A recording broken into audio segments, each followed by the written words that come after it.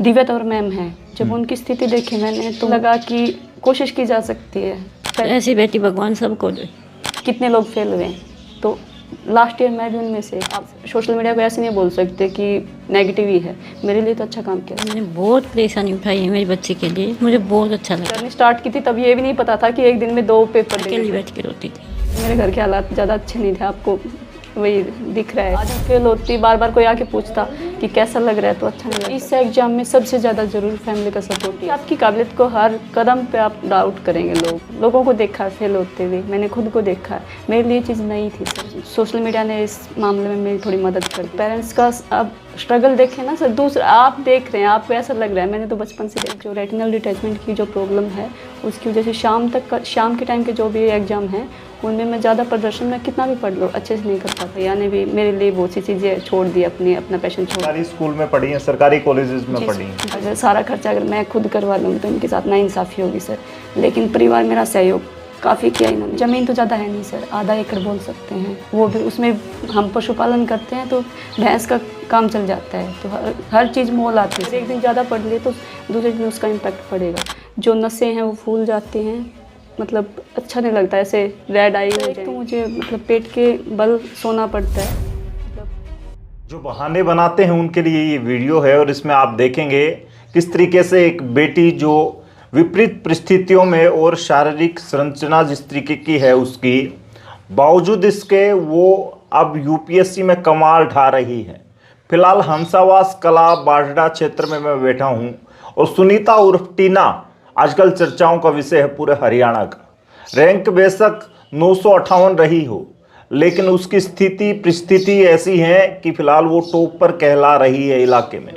अभी भी हम बैठे हैं, इससे पहले सैकड़ों लोग इसको बधाई देने के लिए आए थे, सेलिब्रेशन चल रहा है। इससे पहले रोजाना हर जगह बधाई संदेश के साथ साथ लोग मीटिंग ले रहे हैं और कह रहे हैं कि आने वाले वक्त में सुनीता का एक वेलकम करेंगे। आज भी कुछ प्रोग्राम है, उससे पहले हमने थोड़ा सा समय इनसे लिया है। फिलहाल उन बच्चों के लिए जो आने वाले वक्त में चाहे किसी भी जगह पर हैं, लेकिन उनका सपना यूपीएससी क्रैक करना है। हमने ऐसी स्टोरी सुनी थी कि झुग्गी झोपड़ियों में रहकर यूपीएससी क्रैक कर दी, ऑटो वाले के बेटे ने क्रैक कर दिया, बेटी ने क्रैक कर दिया। आज से हम वैसी ही स्टोरी आपको एक किसान परिवार की और सामान्य किसान, साधारण किसान परिवार की, फिलहाल सुनीता की स्टोरी में आपको सुनाने के लिए लेकर आया हूँ, स्पेशली इनके घर में। और घर का आप देख सकते हैं यहाँ का माहौल। ये घर बड़ा चाक चौबंद वाला नहीं है, मार्बल या टाइल या कोई ऐसी विशेष संरचना नहीं है यहाँ की। बावजूद इसके ऐसी स्थिति में पड़ी है और अब रैंक निकाला है। आपका बहुत बहुत स्वागत है सुनीता। Thank you sir. कितना सेटिस्फाई हैं? सेटिस्फाई तो ये हूँ सर कि मतलब कुछ चीज़ें हैं जो और अच्छा करना चाहती थी लेकिन नहीं हो पाया। कोई नहीं, फिर कोशिश करेंगे। रिजल्ट वाली मैंने आपकी वीडियो देखी है सर।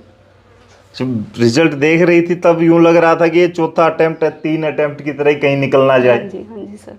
क्योंकि परिवार को लगता था कि वो उन्होंने मैंने देखी है मेरी, लेकिन मैंने कंपटीशन देखे हैं तो उनको लगता है कि मैं कर लूँगी, लेकिन मैंने लोगों को देखा है फेल होते हुए, मैंने खुद को देखा है, मेरे लिए चीज़ नई थी सर। अब कैसा फील हो रहा है? सर मिक्स्ड फीलिंग है, मतलब नेक्स्ट अटैम्प्ट के लिए भी और अब भी मतलब वही है कि घूमना पड़ रहा है अभी, और अगले अटैम्प्ट के लिए भी चिंता है अभी।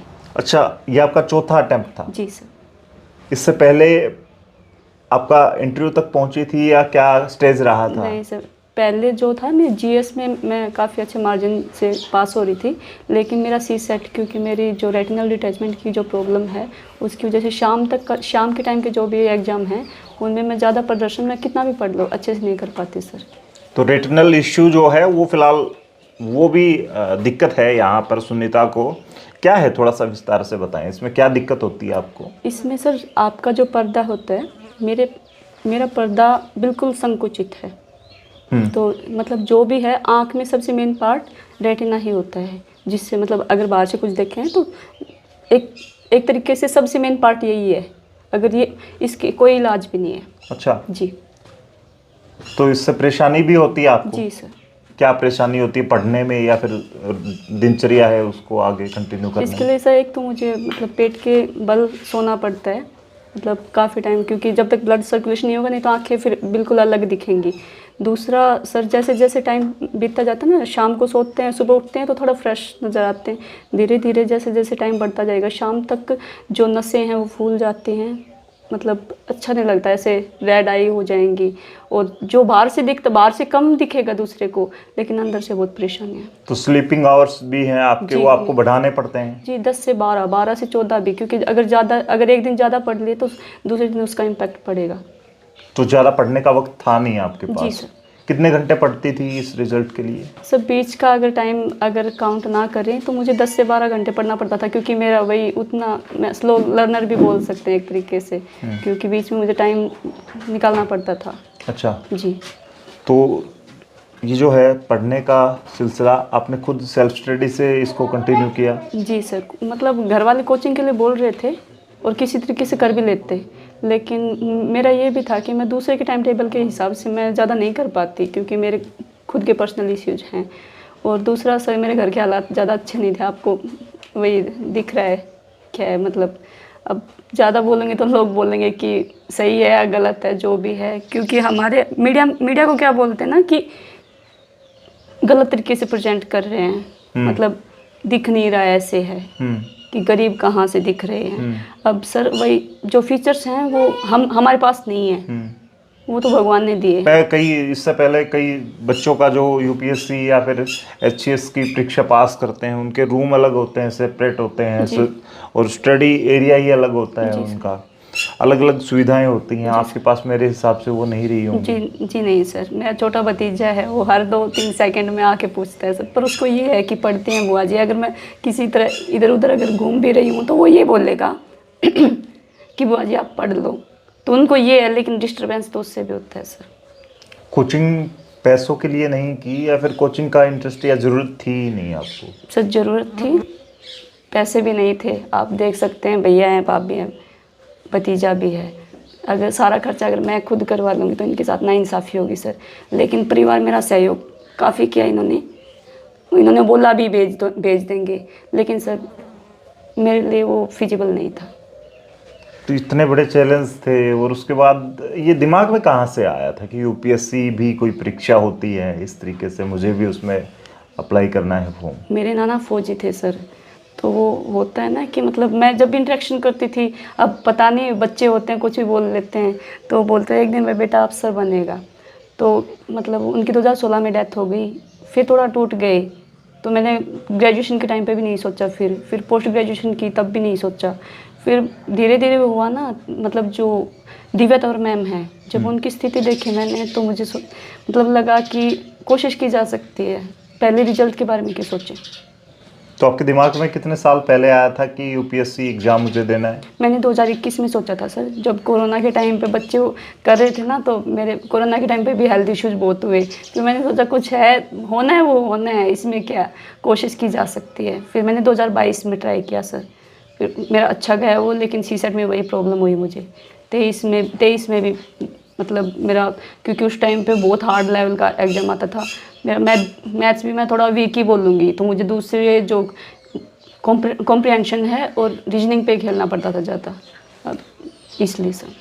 तो इसमें आपने स्पेशली जो सब्जेक्ट है वो कौन सा चूज किया था? बोटनी सर, ऑप्शनल बोटनी था। ऑप्शनल बोटनी था आपका। और आपका बैकग्राउंड क्या रहा है एजुकेशन का? सर मैं हिंदी माध्यम से थी पहले, और जो हरियाणा में कैसा है कि साइंस है वो इंग्लिश में पढ़ाते हैं, तो मैं 10th तक जो ह्यूमैनिटी के सब्जेक्ट्स हैं वो मैंने हिंदी में पढ़े हैं, जो साइंस के सब्जेक्ट्स हैं वो मैंने इंग्लिश में पढ़े हैं। तो ऑप्शनल क्योंकि मैं दूसरा नहीं ले सकती थी, क्योंकि भाई एक एज हो रही है, और उसके बाद में अगर आप नए सिलेबस को देखते हैं तो थोड़ा वो होता है, नई चीज़ ट्राई करने में सर वैसे भी टाइम भी लगता ही है। तो मैंने ऑप्शनल बोटनी चुना, तो मुझे वो भी इंग्लिश में करना पड़ा। मैंने 3 साल पढ़ाई हिंदी मीडियम से की, लेकिन मैंने इस साल लास्ट मोमेंट पे मैंने इंग्लिश मीडियम चूज कर लिया। अच्छा जी, तो उसमें शायद वही है, मेरे क्वेश्चन भी छूटे, क्योंकि जब हम हिंदी में सोचते हैं और लिखते इंग्लिश में हैं तो जो प्रोसेसिंग टाइम है वो ज़्यादा लग जाता है। तो स्पीकिंग का भी वो नहीं है आपस में, आपका हो रहा यहाँ का वातावरण एनवायरनमेंट वैसा है नहीं? जी सर। तो इंग्लिश में बड़ी मुश्किलें आती हैं। जी सर। जी सर। मैंने सुना है आप सरकारी स्कूल में पढ़ी हैं, सरकारी कॉलेजेस में पढ़ी हैं? जी सर। कॉलेज में आपका क्या मास्टर्स कर रखी है आपने? जी सर। किस सब्जेक्ट में? बोटनी। बोटनी में। जी। तो इस दौरान सपोर्ट कितना रहा फैमिली का? किस तरीके से पेरेंट्स आपकी खर्चे उठाते हैं या फिर खुद का काम चलाते हैं? क्या काम करते हैं आपके फादर साहब? मेरे पापा, हमारे ज़मीन तो ज़्यादा है नहीं सर, आधा एकड़ बोल सकते हैं, वो भी उसमें हम पशुपालन करते हैं तो भैंस का काम चल जाता है, तो हर चीज़ मोल आती है सर हमारे। अच्छा। जी, तो फिर वही भैंस पालते हैं पापा, दूध हम बेचते नहीं, घी का बिजनेस है एक तरीके से, घी इकट्ठा करके फिर बेचते हैं। तो भैया हैं, भैया ने भी मेरे लिए बहुत सी चीज़ें छोड़ दी, अपना पैशन छोड़ दिया। भाभी हैं, तो फैमिली का सपोर्ट फुल रहा। जी। पापा को सुबह भैंस का तो सुबह 4 बजे उठना पड़ता होगा। जी सर। ये देखती थी तब पीड़ा होती थी और पढ़ने के लिए ज़्यादा ललक उठती थी। सर प्रॉब्लम यही है कि मेरे माँ बाप जिस उम्र के दिखते हैं ना, वो उतनी उम्र के हैं नहीं। जब इन्होंने इतनी मेहनत करके, अगर ये इस टाइम पर भी अगर मेहनत करने की सोच रहे हैं, तो सर हम जवान हैं, तो हमें तो एनर्जी है अभी, हम क्यों नहीं कर सकते फिर? तो पेरेंट्स का अब स्ट्रगल देखें ना सर, दूसरा आप देख रहे हैं, आपको ऐसा लग रहा है, मैंने तो बचपन से देखा है। ये फिजिकल इश्यू नहीं होते तो आज और बड़ा रैंक लेके आते। जी सर। जी। अब एक और चांस है आपके पास। जी सर। तो उसमें दशरथ मांझी की तरह तोड़ डालेंगे? सर कोशिश कर सकते हैं, परिणाम का तो किसी को नहीं पता सर। हरियाणा का एक लड़का है, उसका 3रा रैंक आया है, उससे जी पहले सर। उसका 295 रैंक था। जी सर। तो वहां से भी कॉन्फिडेंस आता है कि अगर बिल्कुल उसने सर। कर दिया तो मैं भी अपने रैंक और नीचा लेके आऊंगा। बिल्कुल सर, प्रेरणा स्रोत होते हैं, वो हमारे लिए ही हैं, हम उनको देखकर ही बनेंगे आगे जो कुछ भी बनेंगे। किसी यूपीएससी क्रैक करने वाले बच्चे से या फिर ऐसे एस्पिरेंट होते हैं या फिर कोई आईएएस आईपीएस से भी कहीं ना कहीं गाइडेंस मिल रही थी आपको? नहीं सर, गाइडेंस नहीं, एक भैया हैं मेरे, उनसे मतलब नॉर्मल बातचीत होती थी तो मोटिवेट करते थे। तो क्यूरी जो होती थी वो कैसे आपकी फिर पूरी होती थी उनका? सर सोशल मीडिया ने इस मामले में मेरी थोड़ी मदद कर दी सर, क्योंकि एक तो वही है ना, मतलब एक इसकी रीच बहुत अच्छी है। सोशल मीडिया आपको ये नहीं देखेगा कि आप गरीब हो अमीर हो कौन हो, आपको इन्फॉर्मेशन प्रोवाइड करवाता है। और वो आप जो चाहेंगे वो आपको दे देगा, आप पॉजिटिव या नेगेटिव जो भी जी चाहेंगे। सर। जी सर। इसमें कुछ चैनल्स या फिर आप बताना चाहेंगी? कुछ बच्चे आप जैसे ही होंगे जी सर। वो भी सर्च करते हैं, तो कौन से चैनल्स को भी फॉलो किया जा सकता है? सर मैंने स्टार्टिंग में हिंदी मीडियम से स्टार्ट किया था, तो मैंने जो स्टडी विद कृष्णा करके एक चैनल है, बहुत अच्छा पढ़ाते हैं वो सर। मतलब कोई अगर उनको देख के ये नहीं बताएगा कि वो इस लेवल का पढ़ाते हैं, क्योंकि उन्होंने वही बनावटी बातें नहीं करते, वो मतलब सीधा टू द पॉइंट पढ़ाते हैं। और कुछ चैनल हैं एडिटोरियल डिस्कशंस वगैरह, काफ़ी कुछ है, मतलब सोशल मीडिया पे है। अगर आप देखें ना तो वही डिस्ट्रैक्शन तो हर जगह है, आप सोशल मीडिया को ऐसे नहीं बोल सकते कि नेगेटिव ही है। मेरे लिए तो अच्छा काम किया है सर। अच्छा, इंटरव्यू के लिए पहली बार गई? जी। तो इंटरव्यू में जाने से पहले क्या चल रहा था? घर से निकली और फिर पहली बार इंटरव्यू था, इससे पहले सब यूट्यूब पे ही देखा होगा? जी सर। तो उसकी तैयारी भी मॉक वगैरह नहीं दिए होंगे? एक मॉक दिया था, एक ऑनलाइन मॉक दिया था सर, क्योंकि मतलब थोड़ा एक तो लास्ट मोमेंट के ऊपर मतलब ये होता है ना कि कहीं ज़्यादा फीडबैक के चक्कर में आप जो हो नहीं वो ना दिख जाओ, क्योंकि बनावटीपन मतलब वो होता है ना कि 4 जगह जाते हैं कि ऐसा मत करो ऐसा मत करो, तो फिर क्या करें? तो एटलीस्ट वही है सर, इतने दिन से मतलब समाज में रह रहे हैं, मतलब बोलना कैसे है, चलना कैसे है, वो तो समझ आ जाता है। तो फिर वही है कि जो ईमानदारी से अपने आंसर्स तो शायद सेटिस्फाई ना कर पाएँ आप, लेकिन वही है, ईमानदारी तो रहेगी सर। डर कितना था इंटरव्यू में जा रही? बहुत था सर। सर ये कॉन्फिडेंस भी उसके बाद ही आया है, मतलब वही अंडर कॉन्फिडेंट बोल सकते हैं आप मुझे, मतलब कि शायद आपको अब भी लग रहा होगा, मतलब वही है ना कि आपकी काबिलियत को हर कदम पे आप डाउट करेंगे लोग, लेकिन कोई नहीं सर, मैंने कोशिश की और मैं आगे भी करूँगी। ये सब पता था लोगों को, गांव वालों को या रिलेटिव्स को कि इस तरीके से एक लड़की तैयारी कर रही है यूपीएससी की? सर मतलब मैंने ज़्यादा को नहीं बताया, पेरेंट्स को ये पता है कि यूपीएससी है, उनको ये नहीं पता कि क्या है। तो 1-2 बार जो पहले जो फेलियर देखा उस टाइम पे थोड़ा मतलब डिस्कशन ज़्यादा हो गया, फिर धीरे धीरे वही है ना कि लोग मानते नहीं हैं, तो फिर मैंने अब की बार सबको बोल रखा था किसी को कुछ नहीं बताना। फिर भी जो चुनिंदा लोग थे कुछ, उनको बताया, उन्होंने भी ज़्यादा डिस्कस नहीं किया। अच्छा लगा कि सही है, जब परिणाम आता है ना उसके बाद अगर बात हो तो अच्छा है, उससे पहले बात मुझे नहीं लगता सर कि फिर वही है, अच्छा नहीं लगता है ऐसे बार बार फेलियर के बारे में बताना। अगर वही है हमें खुद भी अच्छा नहीं लगता। आज हम फेल होती, बार बार कोई आके पूछता कि कैसा लग रहा है, तो अच्छा नहीं लगता सर। अब आप बोलते हैं कि कितने लोग फेल हुए हैं, तो लास्ट ईयर मैं भी उनमें से एक थी सर। इंटरव्यू का थोड़ा सा चर्चा करेंगे, किस तरीके से आपकी एंट्री होती है, उसके बाद वहाँ पे क्या डिस्कशन होता है शुरुआत में, इंट्रोडक्शन वगैरह, या फिर कुछ एक जो 2-4 ऐसे क्वेश्चन हैं जो आपसे पूछे गए हों, आपको बड़ा जो शेयर करने का मन हो। जी सर, जो संजय वर्मा सर का बोर्ड था सर मेरा, उन्होंने मतलब जाते, क्योंकि मैं 12 बजे के आसपास गई थी, तो उस टाइम पे जो वेटिंग एरिया में बिठाते हैं ना, उस टाइम पे ये नहीं पता चलता कि कितना टाइम है कितना टाइम नहीं है। तो मैंने सर को बोला कि सर टाइम का ध्यान नहीं है, लेकिन गुड मॉर्निंग और गुड नून भी। तो सर बोले बहुत अच्छा, मतलब उन्होंने अप्रिशिएट किया वो। और उसके बाद उन्होंने पूछा कि अच्छा मेहंदी लगाती हैं आप, हिना के बारे में बात करें। तो यहाँ से स्टार्टिंग हुई। इंट्रोडक्शन नहीं हुआ मेरा, क्योंकि उनके पास ऑलरेडी मेरे बारे में इंफॉर्मेशन थी। मतलब वही टेंशन भी थी, कुछ क्वेश्चंस के जवाब नहीं आए, सॉरी बोल के आगे बढ़ गए सर। क्या क्वेश्चन रहे, एक आध क्वेश्चन कुछ? हरियाणा के बारे में थे काफ़ी सर, जो पराली का मुद्दा था उसके ऊपर, सेक्स रेशियो के ऊपर था, बोटनी से रिलेटेड काफ़ी क्वेश्चंस थे, और काफ़ी थे जो हॉबी को मद्देनज़र। फैमिली के बारे में पूछा? नहीं सर, कोई डिस्कशन नहीं हुआ? नहीं सर। या फिर आपकी जो ये फिजिकली चैलेंज हैं इनके बारे में कोई डिस्कशन नहीं हुआ? आपने उसमें शेयर भी नहीं कर रखा था आपने सीवी में? नहीं, सीवी में तो है सर, कर रखा था जी। इंटरव्यू कितना मुश्किल होता है, जैसे हम देखते हैं सोशल मीडिया पे जितने भी वायरल होती हैं क्लिप्स, जी कितना सर, मुश्किल होता है? गाइडेंस हो, क्योंकि वही है, कई बार जो डेफ होता है वो तो सेम ही होता है, चाहे मॉक इंटरव्यू का हो चाहे फाइनल इंटरव्यू का हो। लेकिन वही है ना, कई बार रिपीटेड क्वेश्चन आ जाते हैं और कई बार नहीं आते। कई बार सोचते हैं कि इनके इस बारे में तो बात करेंगे ही करेंगे, और नहीं करते फिर उनके बारे में। तो एक्सपेक्टेड नहीं होता कि क्या पूछेंगे क्या नहीं पूछेंगे। रिटर्न बड़ा लेंथी होता है जी सर। उसके लिए कैसे प्रिपेयर किया, फिर उसके लिए लिखती थी दिन रात तैयारी? मेरे लिए बहुत चैलेंजिंग था सर वो, क्योंकि 6 घंटे तक लिखना, और वो भी वही कंटिन्यू। मेरी तो प्रॉब्लम ही ये थी, मैं जो कॉलेज के टाइम पे भी मैं री से इसलिए डरती थी क्योंकि एक ही दिन में 2 एग्ज़ाम देने पड़ेंगे, इसलिए थोड़ा ज़्यादा पढ़ना पड़ता था। और वही चीज़ यहाँ पे करनी पड़ी। स्टार्टिंग में जब जर्नी स्टार्ट की थी तब ये भी नहीं पता था कि एक दिन में 2 पेपर देने पड़ेंगे। तो फिर सबसे चैलेंजिंग यही था मेरे लिए, क्योंकि जो शाम का एग्ज़ाम होता है वो सर नहीं होता मुझसे उतना अच्छे से जितना मैं कर सकती हूँ नॉर्मली। तो एग्जाम वगैरह में फैमिली की, भाई की सपोर्ट होती थी, साथ जाते थे? भाई भाभी साथ ही रहते थे, क्योंकि मतलब अब मेरा भतीजा बहुत छोटा है, थोड़ा शरारती भी है, तो कई बार भैया भतीजा यहाँ पे छोड़ के जाते थे और कई बार साथ रखना पड़ता था, तो समस्याएं तो थी सर। फैमिली का सपोर्ट कितना चाहिए होता है इस तरह के एग्जाम के लिए? सर इस एग्ज़ाम में सबसे ज़्यादा ज़रूरी फैमिली का सपोर्ट ही है सर।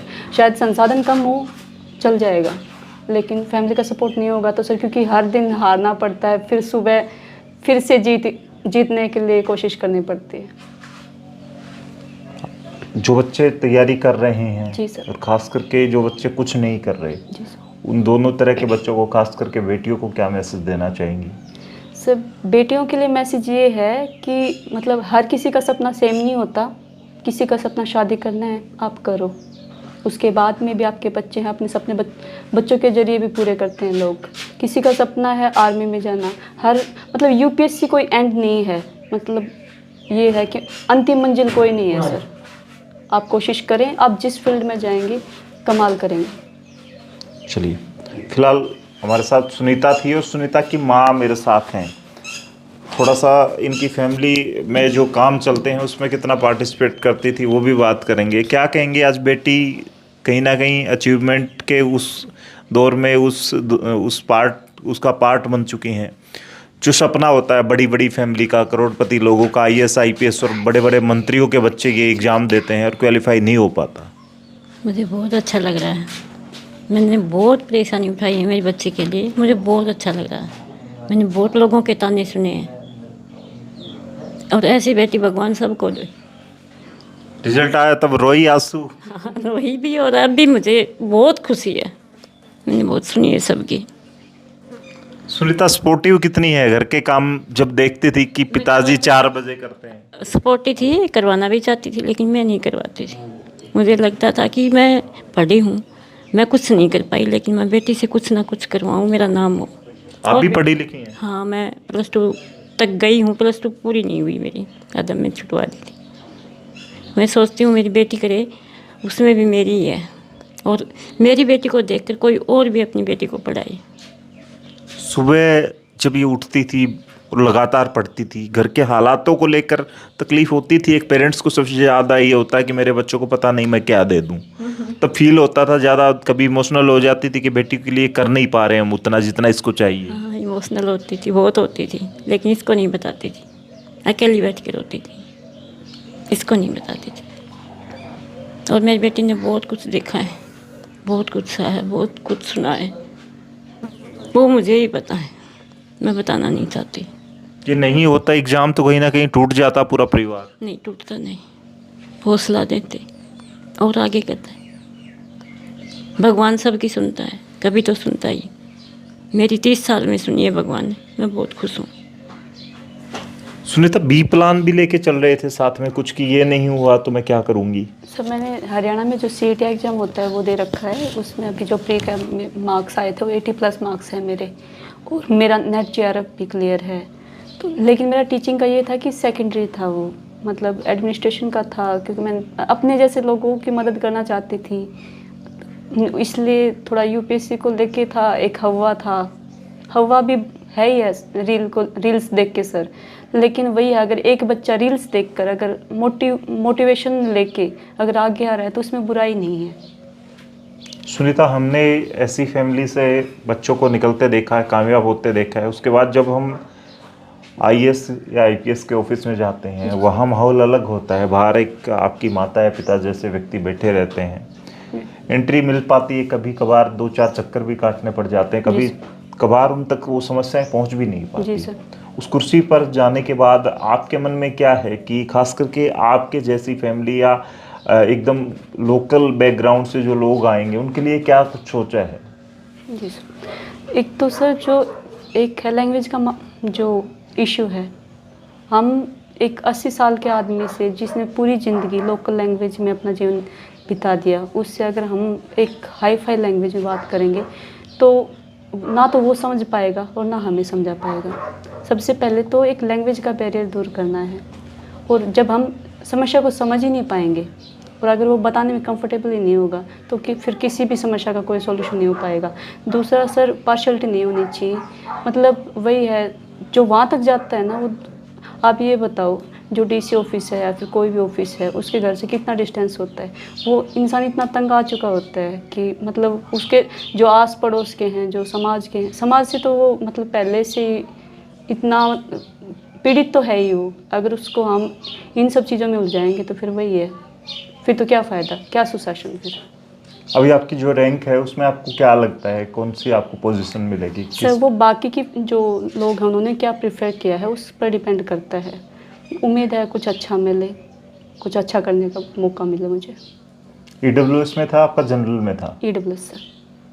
तो EWS में लगता है कि कुछ अच्छा मिल सकता है। जी सर। चलिए, फिलहाल ये स्टोरी थी सुनीता की। आने वाले वक्त में इस स्टोरी का हिस्सा आप भी हो सकते हैं, क्योंकि बस मेहनत करनी है, एक एग्ज़ाम देना है, और वो एग्ज़ाम देश का सबसे बड़ा एग्ज़ाम है, सर्वोच्च परीक्षा है। उसके बाद आपके सपने, आपका घर, आपकी गाड़ी, आपकी सोच सब कुछ बदल जाती है। सिर्फ कुछ घंटे की मेहनत और उसके बदौलत आपको मिलता है देश का सर्वश्रेष्ठ अधिकारी बनने का मौका।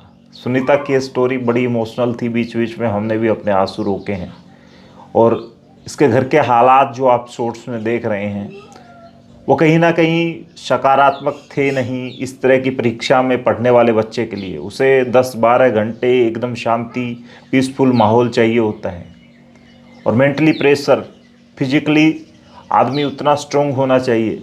सुनीता के सामने बहुत सारे चैलेंज थे। आपके पास तो संसाधन होंगे, आप पढ़ सकते हैं। अगर ये सब है तो फिलहाल पढ़िए, और अगली बार 2026 की जो परीक्षा होगी उसमें अपना नंबर 1000 रैंक से नीचे लेकर के आएंगे तो शायद आप भी अधिकारी की श्रेणी में होंगे। अभी सुनीता के घर पे जो खुशियाँ थी, बाहर से बड़े बड़े अध्यापक, बड़े बड़े लोग, एडवोकेट, हर पर्सन जो है वो सुनीता की खुशी का हिस्सा बनना चाहता है, और शायद यही खुशी एक पेरेंट्स, अड़ोस पड़ोस, आपके रिश्तेदार एक बच्चे से उम्मीद करते हैं। आज का दौर ऐसा है कि सोशल मीडिया पे बच्चे अपना वक्त ख़राब कर रहे हैं, ख़ास करके रील्स क्रिएट करते हैं या रील्स को देखते हैं, स्क्रॉल करते हैं। अपने आप को पहचानिए, अपने टैलेंट को पहचानिए और अपनी मंजिल डिसाइड करके उसे तलाश करना शुरू कर दें। इस वीडियो को शेयर कर दें। सुनीता की स्टोरी से आपने क्या कुछ सीखा सब कमेंट में लिखें। शायद सुनीता भी आपके कमेंट का रिप्लाई देगी, आने वाले वक्त में आपका सपोर्ट करेगी। फिलहाल इस वीडियो को शेयर करें। तब तक के लिए धन्यवाद। राम राम, जय।